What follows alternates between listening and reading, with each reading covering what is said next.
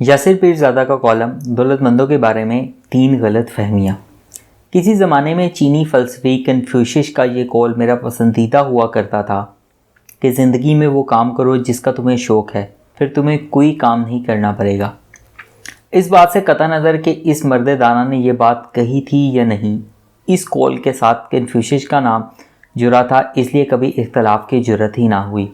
लेकिन आज जनवरी की धूप सेंकते हुए अचानक ख्याल आया, क्यों ना उस्ताद कन्फ्यूशियस के कौल पर भी वही ज़री असूल लागू करके देखा जाए जिसके तहत ज़िंदगी के बाकी मामलात और नज़रियात को परखा जाता है। असूल ये है कि किसी भी बात को महज इसलिए दुरुस्त तस्लीम नहीं किया जा सकता कि वो बात किसी अजीम शख्स ने कही है। कन्फ्यूशियस की बात इस हद तक तो दुरुस्त है कि अगर आपका काम ही शौक़ बन जाए या शौक़ कमाई का ज़रिया बन जाए तो इससे ज़्यादा खुशकिस्मती की कोई बात नहीं। मगर इसका मतलब ये नहीं कि आप हमेशा उसी तलाश में रहें और पूरी ज़िंदगी कोई दूसरा काम ही ना कर पाएँ। यकीनन कन्फ्यूशियस की भी ये मंशा नहीं होगी। अगर वो ज़िंदा होता तो मेरे इस एतराज़ के बाद अपने कौल को ज़रा बेहतर अंदाज में पेश करता। कन्फ्यूशियस की कोताही की वजह से इतनी अहम बातें अब मुझे करनी पड़ रही हैं। हाँ, हमारे यहाँ तो ये रवाज नहीं, मगर बाहर की यूनिवर्सिटियों में अक्सर ग्रेजुएशन तकरीब के मौके पर किसी दौलतमंद और कामयाब शख्स को बुलाकर ख़िताब की दावत दी जाती है ताकि वो तलबा को अमली ज़िंदगी में कामयाबी के गुर बता सके।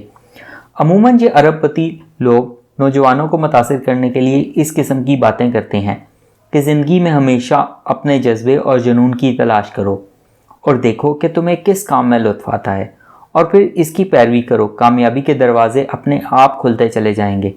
और फिर वो अपनी ज़िंदगी के वाक़यात को झूठे सच्चे अंदाज में जोड़कर कुछ ऐसी तस्वीर पेश करते हैं कि सुनने वाला अश अश कर उठता है। इस फ़लसफ़ा कामयाबी पर काटदार तबसरा अमरीकी प्रोफेसर, लिखारी और मुकर्रर स्कॉट गैल्वे ने किया। एक महफिल में इस मौजू पर गुफ्तगू करते हुए उसने कहा कि न जाने क्यों हमने ये फ़र्ज़ कर लिया है कि अरबपति लोग ज़िंदगी के बारे में बसीरत अफरोज़ गुफ्तगू कर सकते हैं और अक्सर औक़ात उनकी गुफ्तगू इस जुमले पर ख़त्म होती है, अपने शौक़ की पैरवी करें। मेरे ख्याल में नौजवानों को दिया जाने वाला बदतरीन मशवरा है और सरासर बकवास है। अगर कोई शख्स आपको ये कहता है कि अपने शौक़ की पैरवी करो तो इसका मतलब है कि वह खुद दौलतमंद हो चुका है। ख़ास तौर पर ऐसे शख्स जो स्टेज पर चढ़कर ये भाषण दे रहा होता है, उसने अरबों रुपए लोहे का कारोबार में कमाए होते हैं। असल बात यह है कि आपने ऐसा काम तलाश करना है जिसमें आप महारत हासिल कर सकें। इसमें हज़ारों घंटे लगाएं, पूरी इस्तकामत और सब्र के साथ इसमें जुटे रहें। जब आप अपने काम में माहिर हो जाएंगे तो अज़ खुद आप में उस काम को करने का शौक़ और जज्बा पैदा हो जाएगा। मसला की जड़ यह है कि काम करने में बहुत मेहनत लगती है, मुश्किलात आरे आती हैं, आपको नाइंसाफ़ी का सामना करना पड़ता है। ये बातें आपको सोचने पर मजबूर करती हैं कि शायद मैंने ज़िंदगी में अपने शौक़ और जज्बे की पैरवी नहीं की। ये दुरुस्त लिटमस टेस्ट नहीं है। आपको अगर अपने शौक़ की पैरवी करनी है तो वीकेंड पर करें, कहीं जाकर डीजे बन जाएं। कोई भी शख्स अगर अरबपति बन जाता है तो इसका मतलब ये नहीं कि वो ज़िंदगी के फ़लसफ़े के बारे में दर्स देने का अहल हो जाता है। मार्क ज़करबर्ग ने फेसबुक नामी एप्लीकेशन बनाई, उसका आइडिया कामयाब हो गया, नौजवानों में ही वो अरबपति हो गया। मगर इसका मतलब ये नहीं कि ज़िंदगी के दीगर पेचीदा मामलात पर भी उसकी बात यूँ सुनी जाए जैसे अल्लाह का कोई वली बोल रहा है। मगर यहाँ से एक दूसरी गलतफहमी जन्म लेती है और वो ये कि दौलत कमाना कोई बुरी बात है या जुर्म है। हरगिज़ नहीं, बशर्त ये कि इसके जायज़ ज़राए हों। जिस तरह हमने अरबपतियों के बारे में ख्वाम-ख्वाह फ़र्ज़ कर लिया कि वो दानिश्वर भी होते हैं, इसी तरह हमने दौलत के बारे में भी फ़र्ज़ कर लिया है कि इसके पीछे कोई ना कोई जुर्म ज़रूर होता है। आजकल के जदीद ज़माने में खुशहाल तो क्या, बाइज़्ज़त ज़िंदगी भी खासी महंगी है।